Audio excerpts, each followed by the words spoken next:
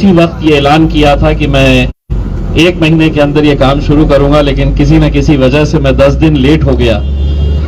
और यहाँ पर खड़े रहकर मैंने प्रिया चाइनीज कॉर्नर वालों को बोला था कि जब मैं आऊंगा तब कुछ खाकर जाऊंगा। तो मैं आज देख रहा हूं कि आप बनी कर दिए है कि मैं आ रहा हूं। तो मैं मुझे पर्सनली बड़ी खुशी होती है कि जब मैं ऐसे इलाकों के अंदर आता हूं जहां पर लोगों की बहुत बड़ी बड़ी मांगे नहीं है। उनके इतने सालों से पानी का मसला है, उनके सड़क बराबर से बने नहीं है, लेकिन चूंकि रावरसपुरा के अंदर हमारी टीम यहाँ पर मौजूद है, तो मैं पूरी टीम को ये बताना चाहता हूँ कि ये सिर्फ काम की शुरुआत है।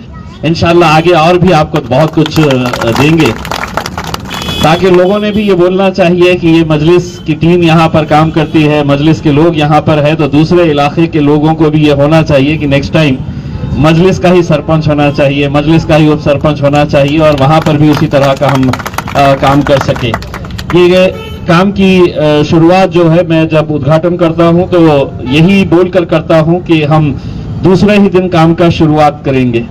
तो मैं बाबा साहब से ये बताऊंगा कि कल इस काम की शुरुआत हो जाएगी, और बहुत जल्द इस एरिया के अंदर आप खुद देखेंगे कि जो रास्ता हम बनाने जा रहे हैं कितने अच्छे तरीके से उसकी क्वालिटी रहेगी।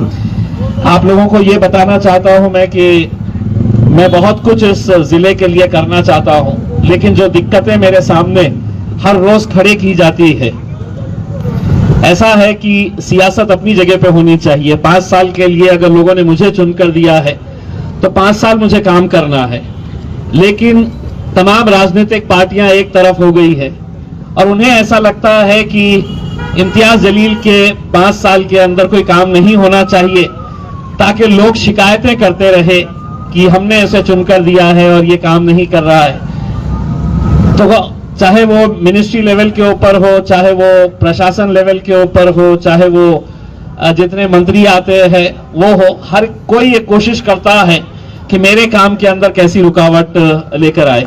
लेकिन अल्हम्दुलिल्लाह उसके बावजूद भी आप लोगों की दुआओं की वजह से मुझे उनसे किस तरह से निपटा जाए, मैं अच्छी तरह से उन्हें निपटता हूं, और जैसे ऐसे काम होता है मैं वो काम करते जाता हूं। तो रावरसपुरा की आवाम को मैं एक बार फिर से मुबारकबाद देता हूं कि जो आप लोगों ने हम पर यकीन जताया था, जो भरोसा जताया था। अभी लतीफ भाई ने मेरे बहुत सारे कामों के बारे में कहा। मैंने जब मिल कॉर्नर के गेट के काम की शुरुआत की थी तो वहां के लोगों ने ये कहा था कि साहब इतने सालों से हम सुनते हैं कि ये काम हो जाएगा, आप भी आए हैं और आप कहेंगे, लेकिन ये काम होगा नहीं, हमें यकीन था। जिस दिन उसने मुझे ये कहा था मैंने उसी दिन तय किया था अब ये काम मैं करके दिखाऊंगा करके, और अल्हम्दुलिल्लाह हमने वो करके दिखाया है मुझे। आज आपको एक और काम की खुशखबरी मैं देना चाहता हूं। हमारे बुड्डी लाइन के अनीस भाई भी यहाँ पर सामने मौजूद है।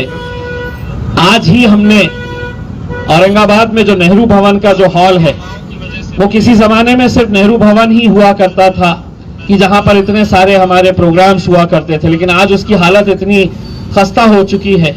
अल्हम्दुलिल्लाह उसके पीछे मैं पिछले कई सालों से लगा हुआ था। आज ही उसका वर्क ऑर्डर पास हो गया है और अगले कुछ दिनों के अंदर हम नेहरू भवन को गिराकर वहां,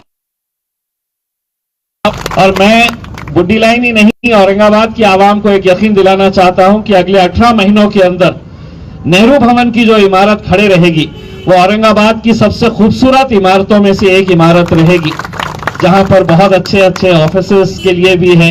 अभी फिलहाल जो है नेहरू भवन के अंदर तकरीबन 450 लोगों के बैठने की कैपेसिटी थी। अब जो नया हॉल जो बनने के लिए जा रहा है उसमें करीब 600 लोगों के बैठने की कैपेसिटी रहेगी। उसके अलावा बहुत सारे हम शॉपिंग कॉम्प्लेक्स भी निकाल रहे हैं, वहां पर ऑफिसेस भी बनने वाला है। तो इंशाल्लाह बुड्डी लाइन का इलाका भी, क्योंकि मैं जब आमदार था तो मेरा ऑफिस आप ही के इलाके के अंदर था, तो कुछ खर्च चुकाना बाकी था, तो अब आज हम उसके काम की शुरुआत अगले कुछ दिनों के अंदर करने के लिए जा रहे हैं। एक बार फिर से मैं आप तमाम रावरसपुरा की टीम को मुबारकबाद देता हूं।